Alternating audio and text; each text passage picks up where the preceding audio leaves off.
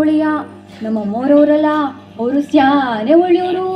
ನನಗೆ ತಿಂಗ್ಳಿಗೆ 2,000 ಸಂಬಳ ಕೊಟ್ಟು ಉಣ್ಣಕ್ಕೆ ಇಟ್ಟಿಕ್ಕಿ ಇರೋಕ್ಕೆ ಒಂದು ಅರಮನೆ ಅಂತ ರೂಮ್ ಬೇರೆ ಕೊಟ್ಟವ್ರೆ ಗೊತ್ತಾ.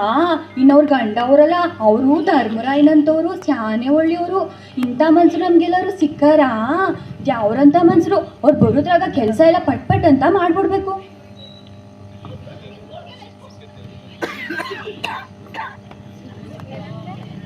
ರೀ ರೆಡಿನಾ? ರೆಡಿ ಅದೇ ಹೇಳು.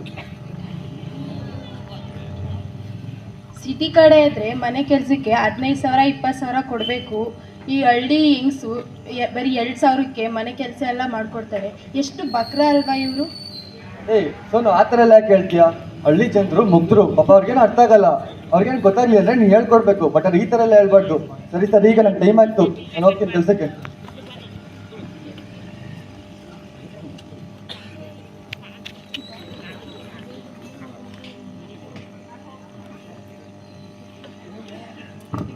ಅಮ್ಮರೇ, ಕಾಫಿ ತಗೊಳ್ಳಿ ಅಮ್ಮರೇ.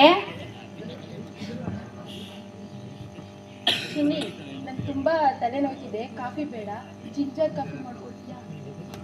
ಗಿಂಬಟಿ ಅದು ಎಂಥದ್ದು ಅಮ್ಮರೇ? ಗಿಂಬಟಿ ಅಲ್ಲ, ಅದು ginger,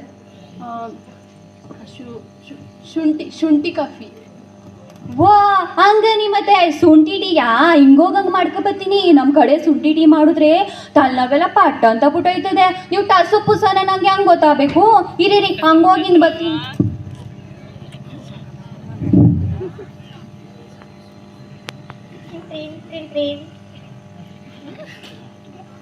hello. Hi Sona. Hello. ನಾನು ಅಮೇರಿಕಿಂದ ಬಂದು ಬೆಂಗಳೂರಿಗೆ 1 ವೀಕ್ ಆಯಿತು. ನೀನು ನೋಡಬೇಕು ಅಂತ ಮನೆಗೆ ಬರ್ತಿದ್ದೀನಿ. ನೀನೇ ಬಂದು ಪಿಕ್ ಮಾಡಬೇಕು. ನಾನು ಇಲ್ಲೇ ವೆಯ್ಟ್ ಮಾಡ್ತಿರ್ತೀನಿ. ಯಾ ಏನು, ಅಮೇರಿಕಿಂದ ಬೆಂಗಳೂರಿಗೆ ಬಂದು 1 ವೀಕ್ ಆಯಿತಾ? ಇವಾಗ ನೆನಪಾದ್ವಾ? ಸರಿ ನಾನು ಬಂದು ಪಿಕ್ ಮಾಡ್ತೀನಿ, ಅಲ್ಲೇ ಇರು.